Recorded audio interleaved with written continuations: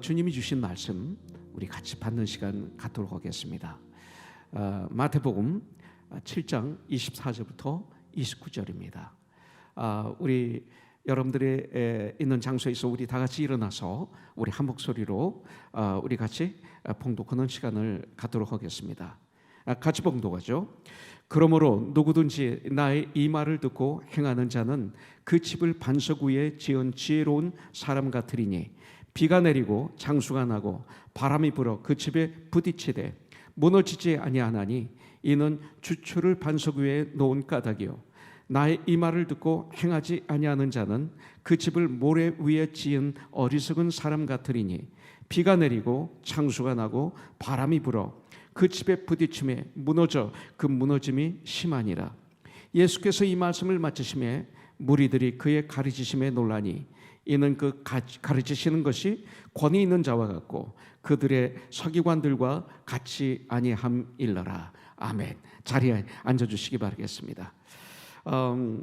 제가 일부 예배 좀 온라인으로 예배 드린 동안은 일부 9시에 중고등부 예배를 드립니다. 그래서 저도 같이 들어가서 이렇게 드렸는데 정말 많은 은혜를 받았습니다. 너무나 감사합니다. 이런 어려운 환경 속에서도 우리의 자녀들이 함께 예배를 드리며 주님을 찬양하고 기도하고 주님의 말씀을 받고 온라인으로나마 서로들 아름다운 교제를 나눌 수 있도록 해주신 우리 주님을 너무나 찬양드립니다. 또 온라인을 통해서 또 불란서에서 또 한국에서 또 캐나다에서 뉴욕에서 샌프란시스코에서 또 여러 곳에서 함께 들어와서 예배드리는 모든 분들 주님의 이름으로 축복합니다.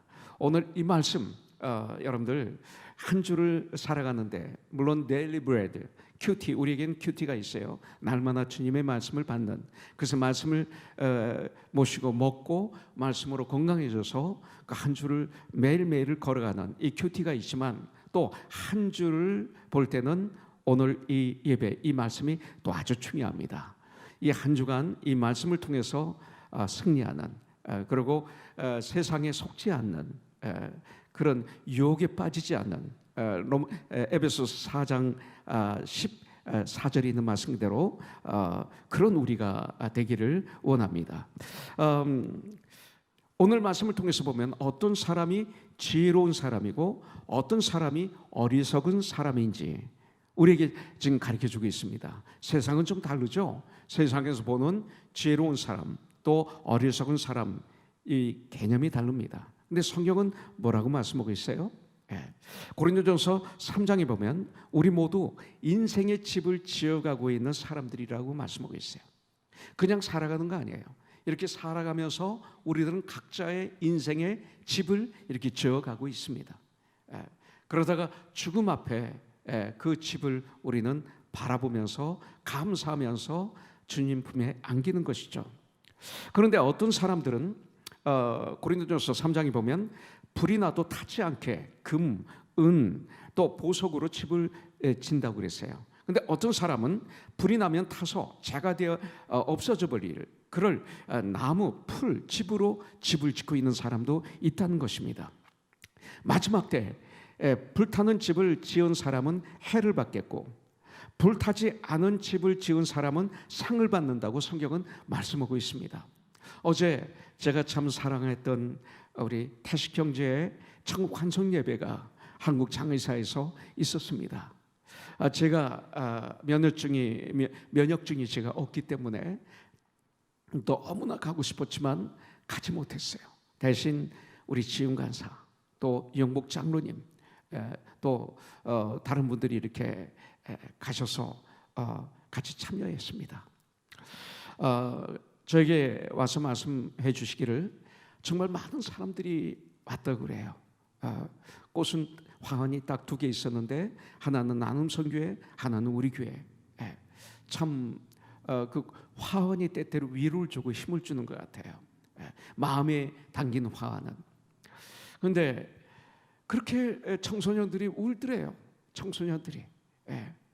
그러면서 태식 간사가 그들에게 베풀어 준 사랑, 은혜 이런 것들을 얘기하더래요. 한 목사님이 설교를 하는데 나눔 선교에서 우리 태식 형제가 찬양 사역을 통해서 회복이 되었다, 이렇게 얘기를 해요. 예배를 섬기고 그곳에서 성가대를 가르치고 찬양을 인도하고 또 그들을 인도할 수 있도록 훈련시켜주고 이런 역할을 하면서 회복이 됐다.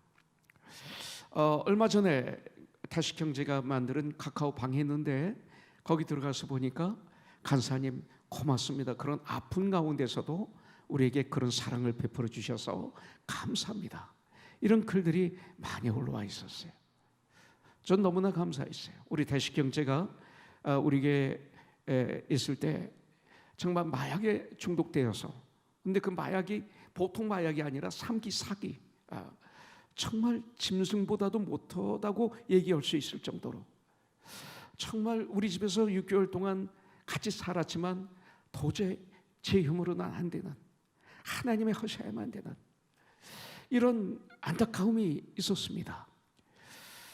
정말 귀한 은사를 많이 가지고 있었는데 그렇게 됐어요. 그런데 마지막에 신장이 망가져서 신장 이식 수술을 하기 위해서 기다리고 있었고, 도너를 눈이 점점 멀어가고 있었고, 또 당뇨로 고생을 하면서 그 엄청난 고통 가운데서도 우리 주님을 섬기고 나눔 선교회를 섬겼던 우리 태식의 모습을 보면서 우리 태식은 마지막에 승리했구나, 이렇게 생각하면서 감사하는 시간을 가졌습니다.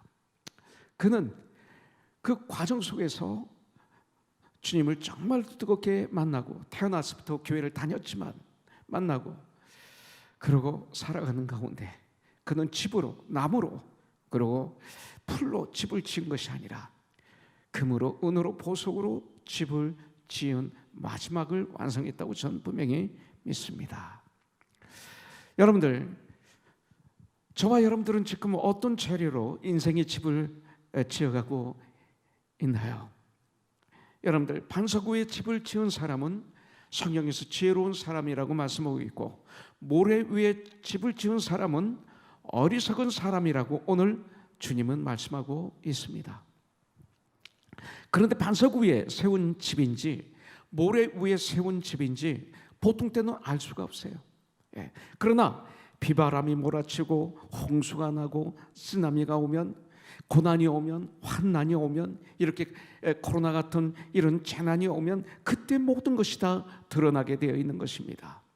지혜로운 사람인지 어리석은 사람인지, 반석 위에 세운 집인지 모래 위에 세운 집인지, 반석 위에 세운 삶인지 모래 위에 세운 삶인지, 이것을 우리가 그때서야 알 수 있습니다. 그런데 보면요, 지혜로운 사람과 어리석은 사람의 공통점이 있습니다. 같이 보입니다. 지혜로운 사람도 어리석은 사람도 똑같이 보입니다. 무엇이요? 오늘 말씀 보면 24절에 보니까 나의 이 말을 듣고 행하는 자는, 또 26절에 보면 나의 이 말을 듣고 행하지 않는 자는, 이렇게 말씀하고 있어요.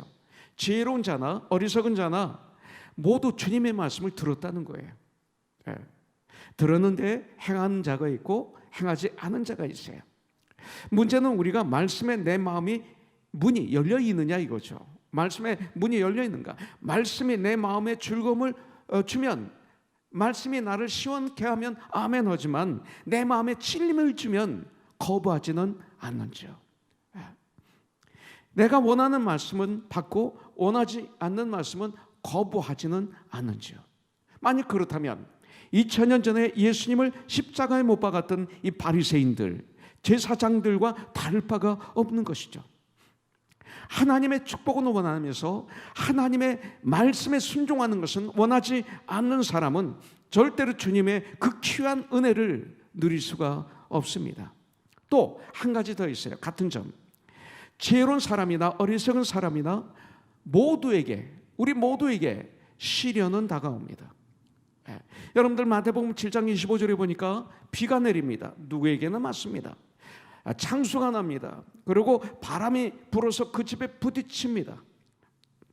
모래 지은 집도 반석 위에 지은 집도 그냥 무너지지 아니하나니 이는 주추를 반석 위에 놓은 까닭이요. 이렇게 말씀하고 있습니다. 교회 나온다고, 예수 믿는다고 고난이 없을 것이라는 생각은 잘못이에요. 내가 이렇게 예수 믿는데 이런 고난이 내게 왜 오는가? 이런 환난이 왜 오는가? 하나님은 살아계신가? 아니에요. 성경은 누구에게나 다 파도가 밀려오는 것처럼 고난이 있다고 성경은 말씀하고 있습니다. 그래서 요한복음 16장 33절에 보면 이것을 너희에게 이르는 것은 너희로 내 안에서 평안을 누리게 하려 함이라. 평안을 누리게 하려 함이. 이 말씀. 그럼 어떤 말씀이에요? 여기서 보니까 세상에서는 너희가 환난을 당하나 담대하라. 내가 세상을 이겨노라. 이렇게 주님은 말씀하고 있습니다. 이 땅에 사는 동안은 모든 사람들 삶 가운데 수많은 시련과 고난과 환난이 파도처럼 계속 밀려옵니다. 이런 고난이, 환난이, 시련이 우리 믿는 자들에게도 온다는 것입니다. 그런데 예수님은 지혜로운 자만이 이런 고난을 넉넉히 이기고 그러고 승리한다고 말씀하고 있어요. 오히려 이 고난을 통해서 정금보다도 더 귀하게 다듬어진다. 이렇게 성경은 우리에게 가르쳐주고 있습니다. 집이 모래 위에 세운 집이나 반석 위에 세운 집이나 두 집이 겉으로 볼 땐 똑같이 보입니다.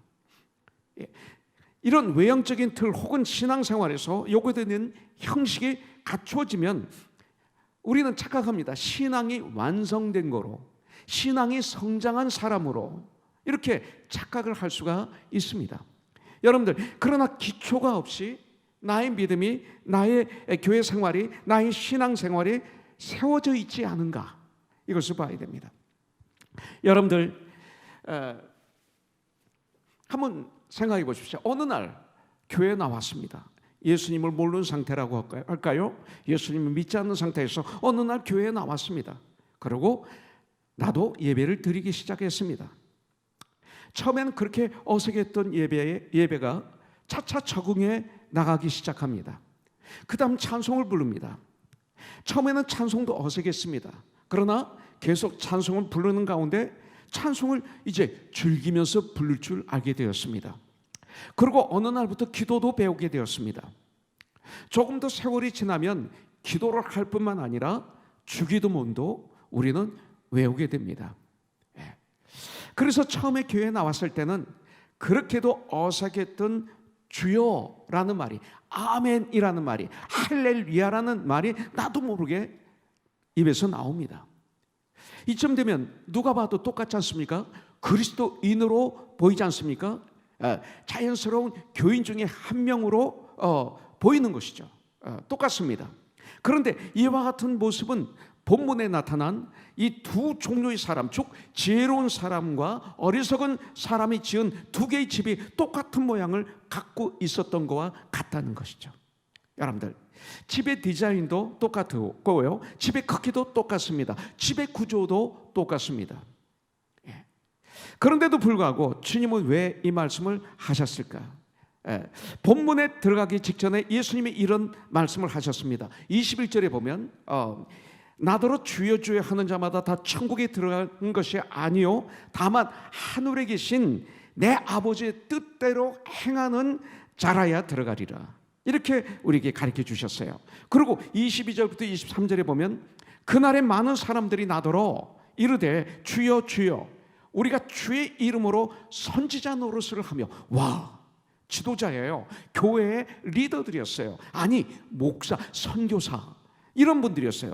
주의 이름으로 귀신을 쫓아내며, 와, 능력도 있었어요. 주의 이름으로 많은 권능을 행하지 아니하였나이까 하리니 23절에 그때 내가 그들에게 밝히 말하되 내가 너희를 도무지 알지 못하니 불법을 행하는 자들아 내게서 떠나가라 하리라. 이렇게 말씀하고 있어요. 여러분들 무슨 뜻입니까? 아까도 말씀드렸지만 교회 오면 찬송도 합니다. 기도도 합니다. 예배도 자연스럽게 드립니다. 신앙 고백도 합니다. 또 신앙적인 어떤 열정까지도 나타내는 모습을 보일 수 있습니다. 또 교회에서 일도 많이 할 수 있습니다. 봉사도 합니다. 선생으로도 섬깁니다. 성가대로 섬길 수 있습니다. 이곳저곳에서 누구보다도 열심히 가르치며 일할 수도 있다는 것이죠.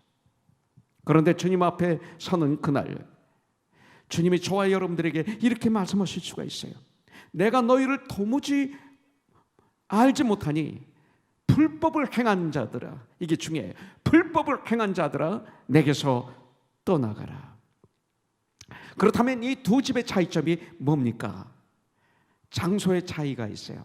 그 다음에 깊이의 차이가 있어요. 정성의, 진심의 차이가 있는 거예요.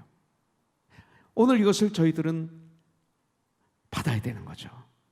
모래 위에 세워진 집은 쉽고 깊이가 없어요. 빨리 지어졌을 것입니다. 그러나 반석 위에 세운 집은 그 집의 기초를 반석 위에 놓는 과정에서 많은 시간이 들렸을 거예요. 어떻게 깊이 그걸 팝니까? 반석을. 땀을 많이 흘렸을 것입니다. 많은 수고가 있었을 것입니다. 많은 시간과 노력과 경비를 들여서 주초를 깊이 놓았을 것입니다.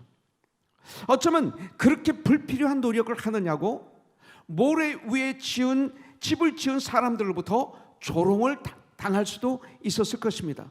구원은 선물인데 받으면 되는데 왜 너는 행위로 구원을 받으려고 하느냐? 여러분들 이런 얘기 들어보지 않았어요? 여러분들 율법주의자들이구나 너희들은. 구원은 은혜야. 구원은 값없이 받는 선물이야. 너 그렇게 하면 안 돼. 너는 그것은 외식하는 자야.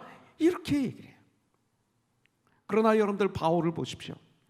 베드로를 보십시오. 바나바를 보십시오. 믿음의 선배들을 보십시오. 그들은 구원은 값없이 받습니다. 구원은 값없이 받습니다. 하나님의 자녀가 되었습니다. 그런데 그 다음이 중요하죠. 하나님의 자녀된 우리들, 구원받은 하나님의 사람들로서, 하나님의 자녀들로서 이 땅에서 주님의 일을 감당하기 위해서 그들은 죽음을 각오했습니다. 바울이 주님을 위한 고난에 대해서 말하고 있어요. 여러분들 고린도후서 11장 23절부터 28절에 보면 감옥에 들어갔고 주님의 일을 하다가 유대인에게 40에 하나 감한 매를 5번을 맞은 거예요. 서로 앞에 채찍으로 5번을 맞았어요. 몸이 완전히 파괴. 로마 군인에게 3번 태장으로 맞았어요. 한 번은 돌로 맞았어요. 그리고 3번 배가 파손했어요. 일주일 깊은 바다에서 사경을 헤맸어요. 강의 위험이 있었고, 강도의 위험이 있었고, 동족의 위험이 있었고, 이방인들의 위험이 있었고, 시내와 광야의 위험이 있었고, 바다의 위험이 있었고, 거짓 형제의 위험이 있었고, 수고하고 애쓰고 여러 번 자지 못하고 여러 번 줄이고 여러 번 목마르고 여러 번 굶고 여러 번 춥고 여러 번 헐벗었었다. 그럼에도 모든 교회를 위한 염려가 나에게 있었다. 이렇게 말하고 있어요. 그리고 그는, 물론 성경은 목자는 양의 소의 젖을 먹고 사는 거예요. 베드로는 그렇게 했습니다. 그러나 바울은 자기가 일하면서 또 했어요. 물론 헌금도 받았죠. 사랑에 깃든, 진실이 깃든 헌금은 받아서 사역을 했어요. 살았어요. 이런 사람이었어요. 여러분들 그렇게 마음대로 살지 않았어요. 값없이 구원받았다고 해서 우리가 마음대로 삽니까? 그건 값없이 구원받은 것을, 하나님의 은혜를 무시하는 것이죠. 여러분들 또한 성경은 뭐라고 말씀하고 있어요? 마라톤 선수에 비유하고 있지 않습니까? 그리고 군인으로도 비유하고 있어요. 우리를 디모데후서 2장 3절에 보니까 너는 그리스도 예수의 좋은 군사로 나와 함께 고난을 받으라. 나의 죄로 고난받는 거 말고, 내가 게을러서 고난받는 거 말고, 여러분들 주님의 영광을 위해서. 요한계시록 2장 10절에 보면 너는 장차 받을 고난을 두려워하지 말라. 볼지어다 마귀가 장차 너희 가운데서 몇 사람을 오게 던져 시험을 받게 하리니 너희가 10일 동안 환난을 받으리라. 내가 죽도록 충성하라. 내가 죽도록 충성하라. 이 말에는 엄청난 희생이 따라요. 그리하면 내가 생명의 관을 내게 주리라 말씀하고 있어요. 누가복음 6장 48절에 이렇게 말씀하고 있습니다. 집을 짓되, 똑같은 말씀이죠. 집을 짓되 깊이 파고 주초를 반석 위에 놓은 사람과 같으니, 그 반석을 깊이 파고 주초를 놓으라는 거예요. 큰 물이 나서 탕류가 그 집에 부딪히되 잘 지었기 때문에 능히 요동하지 못하게 하였거니와, 이렇게 말씀하고 있어요. 집을 짓되 깊이 파고 그 반석을, 그 돌을, 그 안반을 깊이 파고 주초를 반석 위에 놓는 사람. 여러분들, 사랑하는 우리 코너스톤교회 형제자매님들, 또 이 예배를 함께 올려드리는 모든 나의 형제자매님들, 신앙생활의 진정한 기초, 흔들지 않는 기초를 위해서 얼만큼 나의 삶을, 정성을 다해 주초를 반석 위에 깊이 파고 있습니까? 성경 읽는 것 쉽지 않습니다. 그러나 주님을 진정 사랑하면 성경을 깊이 묵상하게 됩니다. 깊이 파는 거야. 깊이 파는 거예요. 깊이 묵상하는 거예요. 저는 속독도 찬성합니다. 그러나 하나님 말씀을 깊이 묵상하는 데는 방해돼요. 성경을 1년에 많이 읽기 위해서 막 빨리 읽는데 그게 깊이 묵상하는 데는 방해가 되는 거예요. 주님이 말씀하시는데 그냥 아니잖아요. 그거는 깊이 묵상해요. 쉽지 않습니다. 여러분들, 성실하게 깊이 묵상하며 무릎을 꿇는 마음으로 하나님 말씀을 읽는 것. 하나님이 나에게 지금 대화하시는 거예요. 말씀을 통해서. 말씀 가지고 장난하지 마세요. 그러면 깊이 파는 게 아니에요. 내 마음에 맞게, 또 나의 환경에 맞게 말씀을 어렌지해서 나에게 맞게 하지 마세요. 말씀에 나를 맞추는 거예요. 이게 깊이 파는 거예요. 말씀에 나를 맞춰야지. 나에게 말씀을 맞추는 분들이 너무나 많지 않습니까? 저도 과거에 그런 범죄를 범했어요. 올해는 또 우리가 기도로 무장해야 돼요.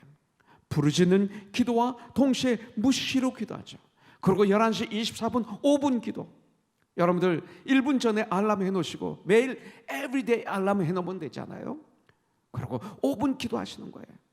우리 김진환 주사님 카카오톡에 간증을 보니까 1분 전에 알람을 해놓고 알람에 울려도 기도하지 않았다, 이런 말씀을 간증으로 올렸어요.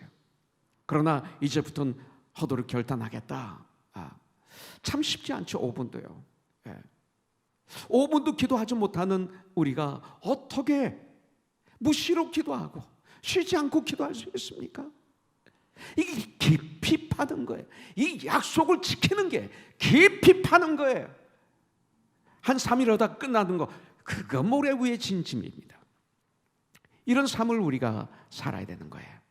또 시련을, 환난을 견딜 수 있어야 합니다. 25절에 보니까 비가 내리고 홍수가 나고 또 바람이 불어 그 집에 부딪힌다 그랬어요. 그러자 드디어 그 두 집의 차이가 드러났습니다. 모래 위에 세워진 집은 그냥 떠내려갔어요. 그냥 쉽게 무너져 버렸습니다. 주추를 깊이 파고 반석 위에 놓은 집은 무너지지 않았습니다. 떠내려가지 않았습니다. 여러분들, 비와 창수와 바람이 무엇을 뜻합니까? 비, 바람, 창수, 무엇을 뜻합니까? 바로 환난, 역경, 고난, 이런 것들을 뜻하는 거죠. 마치 코로나, 이 팬데믹, 이것도 여기에 들어가는 것이죠. 정말 내 일생에 한 번도 오지 않았던 이상한 상황 속에 우리가 들어가 있지 않습니까? 이것도 환난이에요. 지금 내가 만들어가고 있는 이 신앙이 지나고 나면 이것까지도 주님의 은혜이지만 참되냐 거짓되냐, 이것을 볼 수 있는 내 신앙의 테스트는 어디에서? 환난 앞에서 이루어지는 거예요. 환난 속에서 내 신앙은 어떤 모습으로 나타나는가? 여러분들, 그때 진정 주님을 꼭 붙잡고 있는가? 경제적인 비바람, 가정에서의 문제들의 폭풍들, 특별히 교회의 한 지체된 형제자매들 간의 이 부딪힘들, 그리고 내 삶의 근거를 뒤흔드는 이 사건들 앞에서 내 신앙은 어떻습니까? 여러분들, 이런 비바람 속에서도 견고하게 서 있을 수 있는 신앙, 이런 믿음이 나에게 있습니까? 여러분들, 이 비바람에도, 이 폭풍이 치는데도 불구하고 나는 주님을 찬송하고 있고, 나는 주님께 기도하고 있고, 나는 지금도 그 일을 감당하고 있는가? 우리 이런 인생의 집을 지어가야 돼요. 지혜로운 사람은 24절에 보니까 그러므로 누구든지 나의 이 말을 듣고 행하는 자는 그 집을 반석 위에 지은 지혜로운 사람 같으니, 이렇게 말씀하고 있어요. 가르쳐 주셨잖아요. 누가 지혜로운 사람이에요? 이 주님의 말씀을 듣고 행하는 자, 이게 지혜로운 사람이에요. 주님의 말씀을 듣고 행하는 자. 요한계시록 2장 3절에 주님의 말씀을 듣고 배우고 읽고 그대로 실천하면 복이 있나니 때가 가까움이라, 같은 말씀이죠. 복 있는 사람이에요.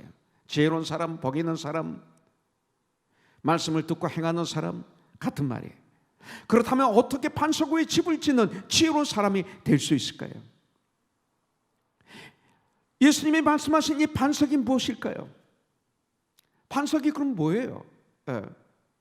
여러분들, 성경에 보면 시편에서 이렇게 말씀하고 있어요. 18편 2절에 보면 여호와는 나의 반석이시오. 여호와는 나의 반석이시오. The Lord is my rock, 그랬어요.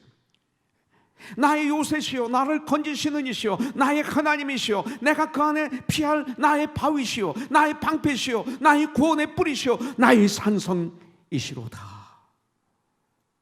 아, 반석 위에 지은 집, 반석이 뭐예요? 하나님이에요. 여호와는 나의 반석이시다. 여러분들 고린도전서 10장 4절에 보니까 이스라엘이 광야를 이렇게 통과해서 가나안 땅으로 가는 과정 속에서, 광야 생활에서 이렇게 말씀하고 있어요. 다 같은 신령한 음료를 마셨으니 이는 그들을 따르는 신령한 반석으로부터 마셨음에 그 반석은 곧 그리스도이시라. 여러분들 궁금한 것이 있으면 성경에서 찾아야 돼. 그게 뭐지? 하는 게 아니라 성경이 어디 있지? 성경이 뭐라고 말씀하시지? 모르면 전화 걸어서 집사님, 그 성경에 이런 말씀이 어디 있죠? 서로들 간에. 교회는 반석이신, 모퉁이 돌이신, 코너스톤이신 예수 그리스도를 머리로 하여 모인 그리스도의 몸, 곧 지체들이에요. 세상하고 달라요. 학교도 아니에요. 여러분들 회사도 아니에요. 자선단체도 아니에요. 여러분들 교회는 가족보다도 더 그리스도의 몸이라고 말씀하고 있어요. 여러분들, 그렇다면 반석 위에 집을 짓는 지혜로운 사람이 누구예요? 여러분들, 세계에서 고층 빌딩 가장 많은 곳이 뉴욕 맨하탄이라고 말합니다. 엠파이어 스테이트 빌딩, 또 트윈 빌딩 무너졌죠.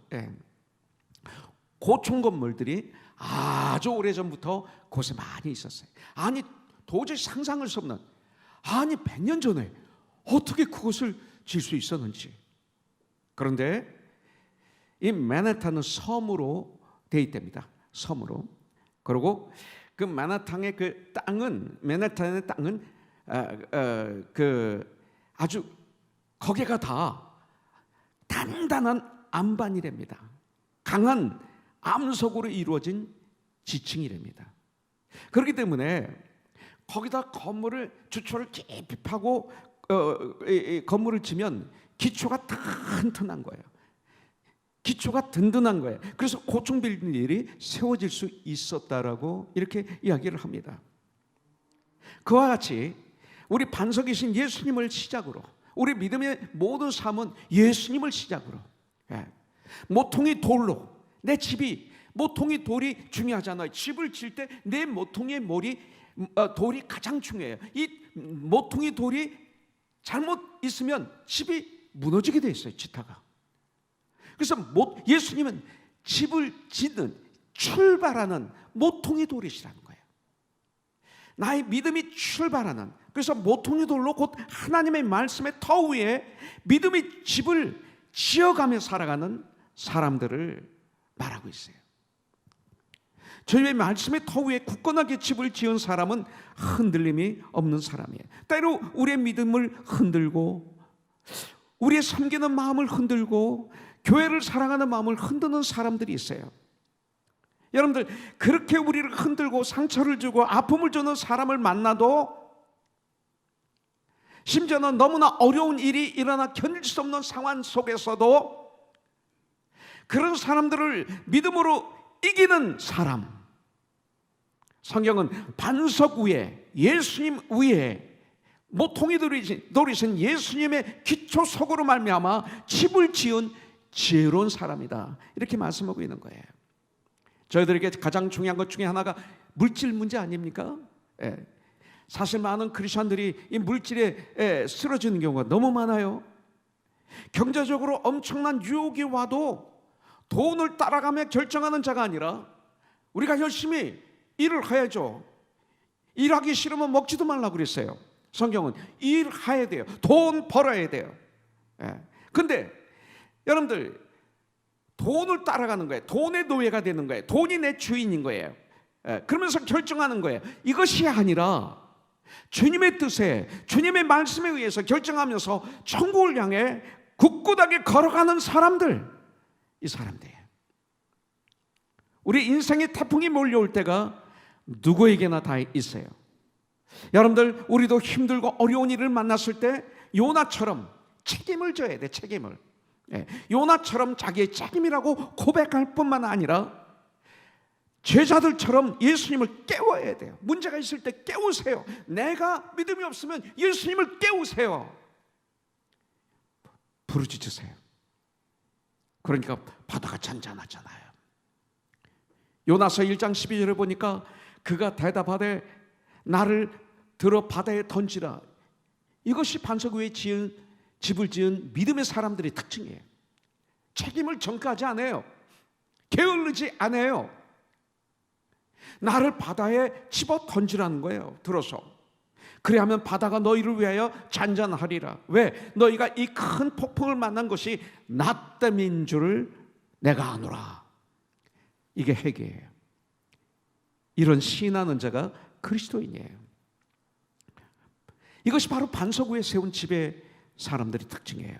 풍랑을 만났을 때 자신의 책임임을 고백하고 회개하고 하나님의 도움을 구하는 삶이 되시기를 주님의 이름으로 축복합니다. 원망 대신에 사람은 고통을 통해서 기도를 배우는 거 아시죠?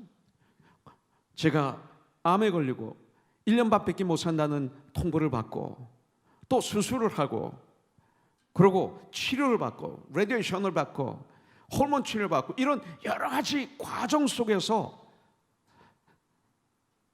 제 기도가 더 뜨거워졌어요. 진실되었어요. 고난이 기도를 배우게 해줬어요. 사람들은 고통을 통해서 하나님을 찾게 됩니다. 하나님을 더 찾을 수밖에 없었어요. 여러분들, 사람은 고통을 통해 하나님께서 주시는 소망을 바라보게 됐어요. 부르시는 가운데 내 안에 소망이 임했어요. 기적이 일어난 거죠. 제가 여기 있는 거죠. 그래서 정금보다도 더 귀하게 다듬어지는 거예요. 정금같이 다듬어지는 줄 알았더니 정금보다 더 귀하게 다듬어지는 게 저와 여러분들이에요. 로마서 5장 3, 4절에 보면 전 이 말씀을 너무나 좋아해요. 다만 이뿐 아니라 우리가 환난 중에도 즐거워하나니, 이거 중요하죠. 환난 중에도 즐거워하나니 반석 위에 지은 집. 이는 환난이 인내를, 인내가 연단이 소망을 이루는 줄 아멘이라. 여러분들, 어려워도 하나님 말씀에 뿌리를 내리고 흔들림이 없는 삶, 신앙생활을 하게 되면, 이런 신앙생활을 하게 되면 하나님께서 흔들림이 없는 믿음을 가진 그 사람에게 그때서야 은혜를 부어주시며 귀중히 여김을 받는 거예요. 하나님으로부터 귀중히 여김을 받아보세요. 그 삶이 얼마나 풍요로운지 모릅니다. 세상 아니에요. 세상에서 기준이 여기는 것도 중요합니다. 그러나 하나님 없이 받는 것은 더 외롭고 고독하고 목말라요. 여러분들, 하나님이 이걸 주시는 거예요. 하나님 말씀대로 마태복음 7장 24절에 보면 그러므로 누구든지 나의 이 말을 듣고 행하는 자는 그 집을 반석 위에 지은 지혜로운 사람 같으리니, 26절 나의 이 말을 듣고 행하지 아니하는 자는 그 집을 모래 위에 지은 어리석은 사람 같으리니. 하나님 말씀대로 사는 나, 하나님 말씀대로 사는 우리 가정, 하나님 말씀대로 사는 신앙생활을 하는 사람들이 모인 우리 교회, 하나님 말씀대로 사는 사람들이 많은 나라, 그 나라가 잠시 화난을 당하고 어려움을 겪을지 몰라도 그럼에도 불구하고 말씀에 순종하는 결정들을 택하는 종은 아주 좁은 그런 좁은 문을 택하면, 주님이 원하시는 길을 택하면 우리가 그것이 승리의 삶이 되고 지혜로운 삶이 되고 참된 복을 누리는 삶이 되는 거죠. 택하라 그러셨어요. 모세는 자신을 죽이려 하는 바로 왕에게 가서 이스라엘 백성들을 애굽에서 구원해 내라는 하나님의 명령을 받았죠. 모세는 하나님의 명령대로 자기를 죽이려는 바로 왕 앞에 서서 하나님 말씀을 그대로 전하는 순종을 합니다. 행합니다. 그것을 행해서 역사가 일어나는 거예요. 10가지 재앙, 홍해 앞에서 말씀에 순종하여 지팡이를 홍해 바다에 내밀었습니다. 순종이었습니다. 하나님이 원하는 순종은 그 정도예요. 그냥 내밀면 되는 거예요. 그 마른 맥대기를 들어서 가리키라 그러면 가리키면 되는 거예요. 이게 뭐 힘들어요. 예. 그랬더니 주님 명령대로 했더니 홍해가 갈라졌습니다. 마른 땅같이 홍해를 건너갑니다. 이런 믿음의 행동, 이 순종입니다. 가라면 가기만 하면 되는 거예요. 지팡이를 들으라면 들으면 되는 거예요. 이게 힘들어요? 아니에요. 하나님 그렇게 무지하신 하나님이 아닙니다. 근데 내가 힘들다고 생각하는 거예요. 내가 하나님이 되려고 했기 때문에 문제가 일어나는 거예요. 그냥 들기만 하는 거예요. 가라면 가기만 하면 되는 거예요. 전하면 전하기만 하면 되는 거예요. 요거만 하면 되는 것입니다. 여러분들, 그렇기 때문에 출애굽이 있었던 거예요. 야고보서 2장 17절에 보면 이와 같이 행함이 없는 믿음은 그 자체가 죽은 것이니라, 이런 순종을 얘기하는 거예요. 요한일서 3장 18절에 보니까 자녀들아 우리가 말과 혀로만 사랑하지 말고, 여러분들 요한일서 2서 3서 하니까 참 새롭죠. 우리가 얼마 전에 한 큐티 참 은혜 많이 받았어요. 근데 여기 뭐 자녀들아 우리가 말과 혀로만 사랑하지 말고 행함과 진실함으로 하자. 내 지식에, 내 생각에, 내 경험에 맞지 않지만 그럼에도 불구하고 믿음으로 말씀에 순종하면, 들으라면 들고 가라면 가고 말하라면 말하는 이거 순종하면 기적을 만나게 되는 거예요. 동시에 내 주위에 생명이 막 살아나요. 항상 내 주위를 어렵게 하는 자가 아니라 내 주위를 살리는 자가 되는 거예요. 내가 하나님 나라를 이루니까 내 주위에 하나님 나라가 임하는 거죠. 교회가 그렇게 되는 거예요. 교회가 진정 가족이 되면, 천국 가족이 되면, 교회가 진정 예수의 몸이 되면 교회가 있는 그 주에 하나님의 은혜가 흐르게 돼 있어요. 모든 교회는 하나님의 은혜를 흐르게 해야 돼요. 하나님의 사랑이 그 교회를 통해서 흘러야 돼요. 만일 흐르지 않는다면 그 교회는 잘못된 교회예요. 아무리 커도, 아무리 좋은 건물을 가져도, 아무리 유명해도 안 되는, 흘러야 돼요. 우리는 사랑의 통로죠. 여러분들 이것을 우리는 알아야 돼요. 생명이 막 살아나요. 말씀대로 사는 삶은 분명 좁은 문으로 들어가는 삶이지만, 말씀대로 사는 삶, 좁은 문으로 들어가는 삶, 여러분들 더디 가는 것처럼 보입니다. 그러나 이 길이 사실 제일 빠른 길인 줄 우리는 알아요. 사람들은 말씀대로 사는 우리를 보고 비웃거나 손가락질을 할 수도 있어요. 여러분들, 그러나 말씀에 순종할 때 기적이 일어나는 것입니다. 지혜로운 사람이란 본질적인 진리의 기초를 잘 다지는 사람이에요.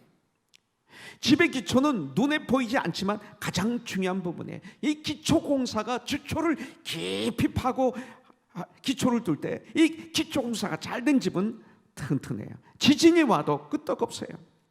말씀과 기도라는 이 기초를 튼튼히 해야 되는 거예요. 그래서 모터리 동이 되신 이 코너스톤이신 예수님으로 우리가 지어져 가야 돼요. 또한 우리의 삶에 있어서 가장 본질적이고 기초적인 게 뭐예요? 예배예요. 우리는 하나님을 찬양하기 위해서 지으심을 받고 택하심을 받았어요. 에베소서 1장 8절에 이는 그가 사랑하시는 자 안에서 우리에게 거저 주시는 바 그의 은혜의 영광을 찬송하게 하려 것이라. 이사야서 43장 21절 이 백성은 내가 나를 위하여 지었나니 나를 찬송하게 하려 함이니라. 요한복음 4장 23절에 보면 아버지께서 참되게 예배하는 자들은 영과 진리로 예배할 때가 오나니 곧 이때라. 아버지께서는 자기에게 이렇게 예배하는 자들을 찾으시느니라. 영과 진리로. 여러분들, 우리가 하나님을 인정하고 하나님을 높이면 하나님께서 우리를 높여주십니다. 요한계시록은 앞으로 천국에서 어떤 일을 우리가 해야 되는지를 알려주고 계십니다. 근데 천국에서 우리의 삶이 뭐예요? 예배의 삶이에요. 여러분들, 특별히 요한계시록 4장을 보십시오. 내 생물이 주님을 엎드려서 찬양하고 있고 24장로가 면류관을 금면류관을 벗어서 주님 보좌에 올려드리고 똑같이 되어서 하나님을 찬양하고 있고 그 뒤에 보면 이마에 어린 양의 피가 묻혀진 무리들이 거기 함께 찬양하고 있고 그 다음에 흰옷을 입은 구원받은 셀 수 없는 수많은 무리들이 주님을 찬양하고 있고 그 다음에 천천만만의 천군 천사들이 주님을 찬양하고 있고 우주 만물이 주님을 찬양합니다. 그 찬양은 위대합니다. 장엄합니다. 화모니가 되어 있습니다. 이 땅에서 예배는 천국에서 사는 삶의 연습이라고 볼 수가 있어요. 그렇게 우리는 그곳에서 나의 주님을 예배드립니다. 여러분들, 어리석은 사람은 누굽니까? 어리석은 사람이란 예수님의 말씀을 듣기는 들어도 행하지 않는 사람을 성경은 어리석은 사람이라고 그랬어요. 어리석은 사람은 교회 밖에 있는 불신자가 아니라 교회 안에 있는 사람들을 얘기하고 있는 것입니다. 마태복음 7장 26절에 보면 나의 이 말을 듣고 행하지 아니하는 자는 말씀을 들었다는 거예요. 교회 안에서 똑같이 교회 생활을 했다는 거예요. 그 집을 모래 위에 지은 어리석은 사람 같으니 이렇게 말하고 있어요. 이 모래는 바로 물질 세계를 얘기합니다. 물질 위에 자기의 믿음의 집을 졌다는 거예요. 간단히 얘기해서 모래는 이 세상입니다. 세상을 그렇게 사랑한 거예요. 금방이라도 떠내려갈 것 같은 이 물질 세계, 바람 한번 불으면 파도 한 번만 쳐도 변하는 것이 물질 세계. 많은 사람들이 깨어있지 않으면 교회 생활을 하지만 집을 물질 위에다 짓고 있어요. 부리지를 못해요. 물질이 세상에서 반드시 필요하지만 그러나 그것은 그리스도의 능력으로 지배할 때만 가능한 거죠. 물질을 지배해야 돼요. 거기에 지배를 당하면 모래 위에 지은 집이에요. 우리는 이 모래성 중 땅에다 영원한 집을 지을 수 없어요. 아니, 지어서는 안 돼요. 여러분들, 저도 틀 때가 많고 모자란 면이 있고 약한 면이 있습니다. 그러나 이것은 성경이 이렇게 말씀하고 있습니다. 그러면 많은 분들이 맞아요, 그렇게 말씀하고 있어요. 그러고 그냥 지나가 버려요. 똑같이 살아요. 말씀을 지키질 않아요. 전쟁도 안 해요. 여러분들, 많은 사람들 곧 허물어져 버릴 모래에다가 집을 짓고 있습니다. 죽음 앞에 아무것도 가져갈 수 없잖아요. 믿음만이. 바닷가 사장의 모래성을 만들어 보십시오. 아름답게 모래성을 만들어 보십시오. 그러나 파도가 한번 덮치면 흔적도 없이 사라지는 것입니다. 아무것도 없습니다. 다시 모래일 뿐입니다. 그래서 잠언서에서는 잔치집보다는 장례집에 많이 가라고 말씀하신 거예요. 금방 사라져버릴, 금방 떠내려갈 모래 위에 집을 짓는 어리석은 분들이 너무나 많습니다. 저도 거기에 빠지면 안 됩니다. 저도 이 전쟁 해야 됩니다. 그 험한 모래 위에 누가 집을 짓겠습니까? 그런데 저와 여러분들이 깨어있지 않으면 짓고 있다는 거예요. 주님은 26절에서 나의 이 말을 듣고 행하지 아니하는 자는 그 집을 모래 위에 지은 어리석은 사람 같은 일이, 이렇게 말씀하셨어요. 인생의 집 한 번 짓는데 우리 한 번밖에 못 져요. 과거로는 못 가요. 한 번 짓는데 이 말씀의 터를 잘 다지고 든든한 집을 지금부터 짓자고요. 여러분들, 돈이 너무 많이 들기 때문에 또 힘들고 어렵다고 설계도대로 집을 짓지 않으면 그 집은 무너지는 것이죠. 마찬가지로 하나님의 말씀은 우리 인생의 설계도입니다.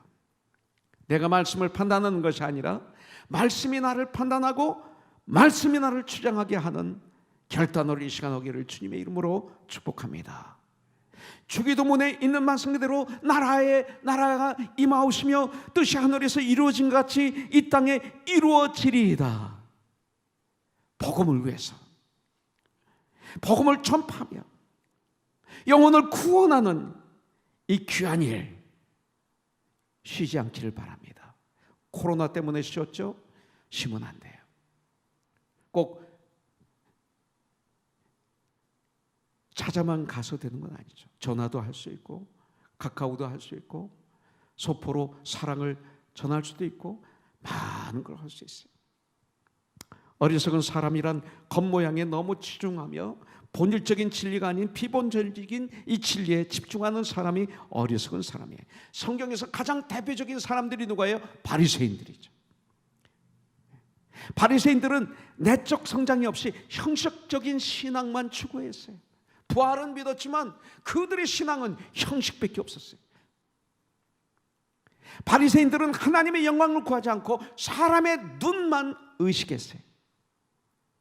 그래서 마태복음 23장 23절에 보면 화 있을진저 외식하는 서기관들과 바리새인들이여, 너희가 박파와 희향과 근처의 11조는 들이되 율법에 도충한 바 정의와 긍휼과 믿음은 버려도다. 그러나 이것도 행하고 저것도 버리지 말아야 할지니라. 여러분들, 지혜로운 사람과 어리석은 사람 모두 평상시에는 아름다운 집을 소유한 것처럼 보여요. 그러나 고난이, 시련이 닥치면, 환난이 닥치면 지혜로운 자와 어리석은 자는 전혀 다른 결과를 맞이하게 되죠. 어리석은 자의 집은 무너지지만 지혜로운 자의 집은 안전할 것입니다. 예수를 안 믿어도 교회 다닐 수 있습니다. 기도와 말씀으로 무장하지 않아도 생활하는 데는 지장이 없을 때가 있습니다. 세상은 예배드리는 그 시간에 공부하고 돈 버는 것이 지혜롭다고 생각합니다. 그러나 세상을 따라가면 편안할 수는 있어요. 내 삶이 편안해요. 쉬워요 좀. 그런데 평안이 없어요. 편안하지만 평안이 없어요. 피스가 없어요. 삶을 살아가는데 어렵지 않아요. 근데 내 안에 피스, 평안이 없어요. 세상에서 허무한 재미와 쾌락은 없습니다. 이것은요, 지나고 나면 고통이에요. 절규예요. 태식경제 얘기했죠. 제가 마약에 대해서 많이 연구하게 됐어요. 이 형제가 마약을 해요. 하고 난 다음에 그 고통스러운 모습은 제가 봐도 견디지 못하겠어요. 너무나 그래서 물어봤어요. 마약을 하면 어떠냐 그랬더니 자기가 행복한 거에 몇천 배 행복하대요. 중독이 된 거예요. 근데 이것이 이 마약 기운이 빠져나갈 때에 오는 그 고통은 이루 말할 수가 없고 허무하고 고독하고 몸은 힘들고 더 고통스러운 거예요. 여러분들, 이게 미련한 자의 열매예요. 그러나 지혜로운 자는 참된 기쁨과 희락을 얻을 수 있어요. 천국은 먹고 마시는 것이 아니라 오직 희락과 화평과 그리고 의라고 그랬어요. 의와 희락과 화평이라고 그랬어요. 이것은 예수님만이 주실 수 있어요. 그래서 주 안에, 예수 안에 기쁨이 있네. 예수 안에. 전 이것을 체험했어요. 참 지혜는 조금 힘들고 불편하더라도 주님의 말씀을 듣고 그 주님의 말씀을 행하는 거예요. 이게 참 지혜예요. 노아는 하나님의 말씀대로 하나님의 명령에 의해서 산위에서 방주를 지었습니다. 하나님이 주신 서계대도로 방주를 짓고 있었습니다. 햇빛이 쨍쨍 찌는 그때 친척, 친구들, 주위 사람들이 모두가 노아를 조롱했습니다. 멸시했습니다. 비난했습니다. 그러나 노아는 끝까지 하나님 아버지 말씀에 순종한 결과 자신과 자신의 가족들 모두 다 구원할 수 있었어요. 이거예요. 이렇게 하나님 말씀대로 살면 시험이 오고 환난이 오고 어려움이 와도 넘어지지 않고 무너지지 않는다고 말하고 있어요. 여러분, 기초가 이렇게 중요한 거예요. 그러면 도대체 이 기초는 무엇을 말합니까? 기초를 형성한다는 것은 무엇을 어떻게 한다는 것입니까? 이 기초 24절을 다시 한번 보기를 원합니다. 그러므로 누구든지 나의 이 말을 듣고 행하는 자는 그 집을 반석 위에 지은 지혜로운 사람 같으니, 말씀을 듣고 행하는 자, 주님이 강조하신 단어는 행하는 자. 이 행하는 건 주님이 명령하신 것만 행하면 돼요. 어려운 거 안 합니다. 내가 생각할 때 이건 안 될 거야 하기 때문에 어렵게 보이지, 주님이 말씀하시는 것만 순종하면 되는 거예요. 노아가 방주 짓는 거 쉬웠죠. 그런데 주위에서 비웃고 멸시하고 이것이 힘들었던 거죠. 여러분들, 믿음은 들으면서 나며 들음은 그리스도의 말씀으로 말미암는다고 그랬어요. 주님의 말씀을 듣고 믿고 그대로 행하는 자, 실천하는 자가 지혜로운 자요 참 제자라는 것이 산상수훈 절체의 결론입니다. 그것을 요한계시록 1장 3절에서 꽝 때리고 마침표를 놓는 거예요. 그렇다면 우리들은 어떻습니까? 하나님의 말씀을 듣고 어떤 반응을 보이고 있습니까? 날마다 하나님의 말씀대로 살기 위해서 정말 고민하고 계십니까? 여러분들, 어제 이런 글을 받았어요. 바이든 대통령이 첫 번째 행정명령이 뭔지 아십니까? 바이든 대통령이 되셔서 첫 번째 내린 행정명령, 동성애자에 관련된 얘기예요. 여러분들, 성준 형제, 행정명령의 내용이 뭐냐면 정부에서 지원하는 모든 공립학교에서는 화장실, 샤워실, 락커룸을 남학생과 여학생이 함께 공용으로 사용한다. 샤워 같이 해야 돼. 이 명령을 내렸어요. 또 스포츠를 남녀 학생들이 함께 하도록 하는 행정명령이 내린 거예요. 제가 카카오톡에 이것을 하는 그 웹사이트 어드레스 올리겠습니다. 여기 사인해서 뭐라고 그러죠? 그걸 그런 거, 그런 거, 그거 올릴게요. 그러면 웹사이트가 뜰 거예요. 사인해서 보내세요. 말이 됩니까? 진우야, 말이 되냐? 너만한 의지가 같이 여자와 남자가 샤워실에서 같이 샤워하는 거, 같은 화장실 사용하는 거, 같이 락커룸에서 벗고 입고 하는 거. 나쁜 놈들은 미안합니다. 놈이라고 해서 말이 안 되잖아요.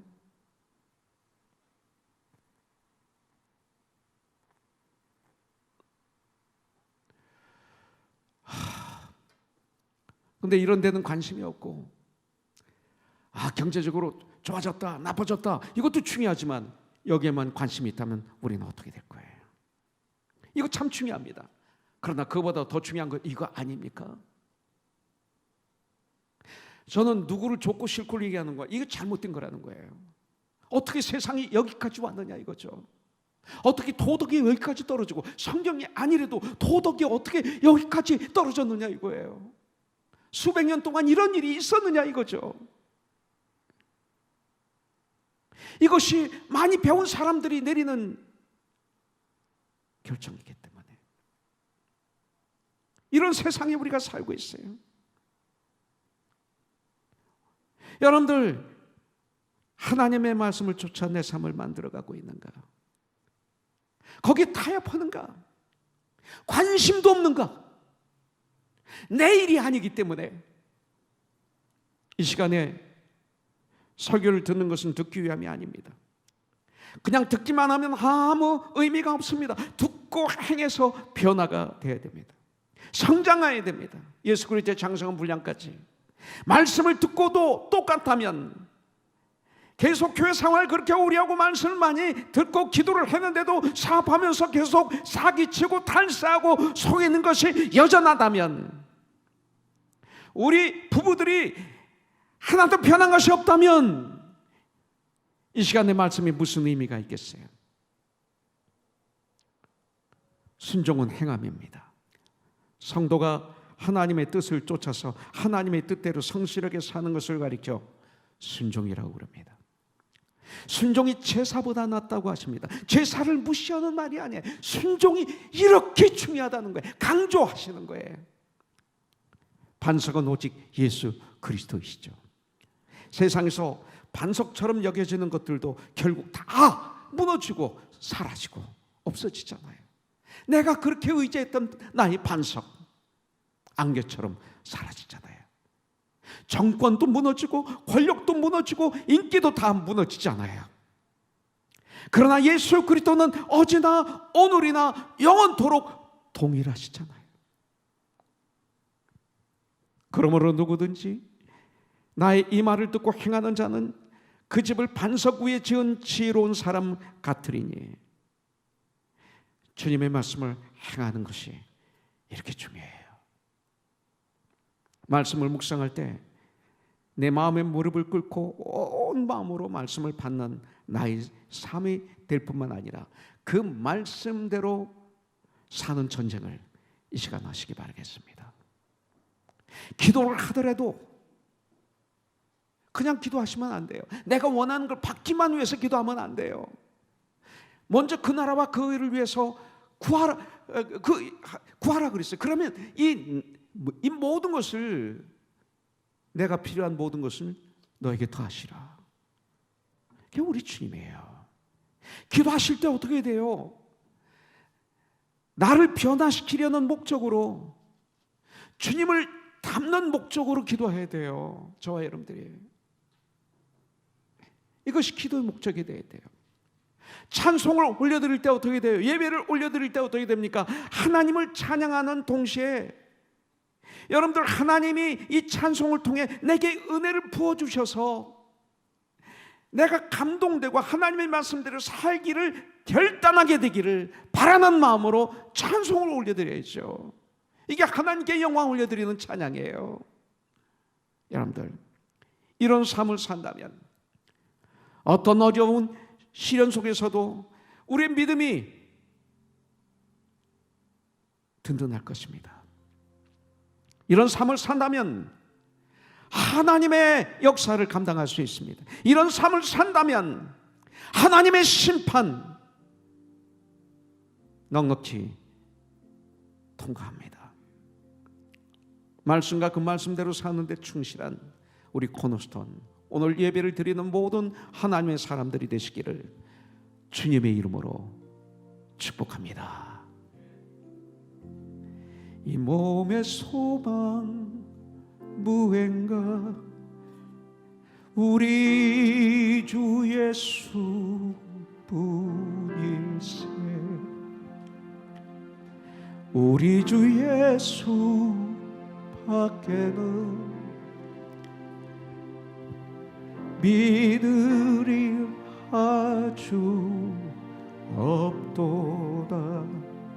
굳건한 반석이시니 그 위에 내가 서리라. 그 위에 내가 서리라. 무섭게 바람 불던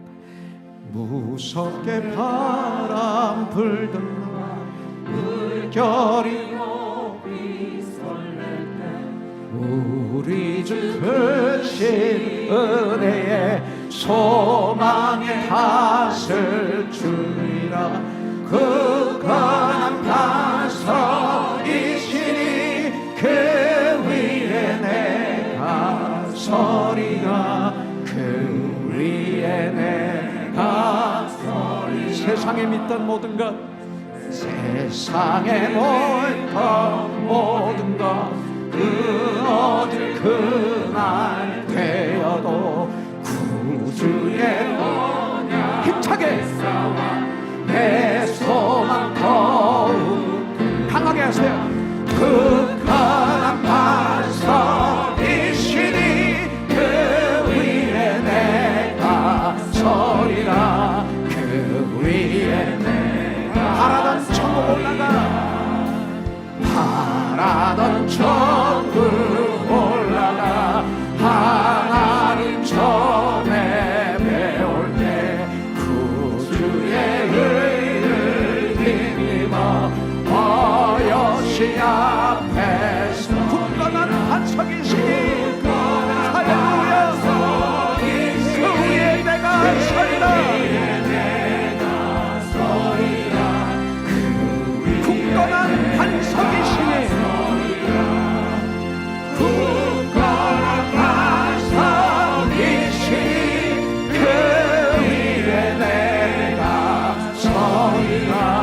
그 위에 내가 서리라.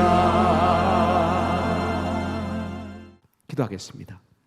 이제는 우리 주 예수 그리스도의 무한하신 은혜와 하나님 아버지의 극진하신 사랑과 성령님의 감동 감화 역사하심이 이렇게 신령과 진정으로 주님을 예배드리고 이 한 주를 출발하는, 그래서 삶의 현장에서 산 예배를 드리기 위해서 출발하는 하나님의 귀한 백성들 위해 이 한 주간도 주님, 반석이신 주님 붙잡아 주시고 인도하시고 삶 속에서 빛과 소금의 직분을 감당할 수 있는 능력을 부어주시고 결단한 하나님의 사람들을 붙잡아서 영광 받아 주시옵기를 예수님의 이름으로 축복하며 기도드립니다. 아멘.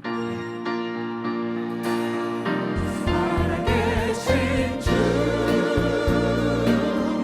나의 작은 소망 걱정이시 전혀 없네. 오 나의 주님 날 용서하사 영원한 생명길로 이 결정을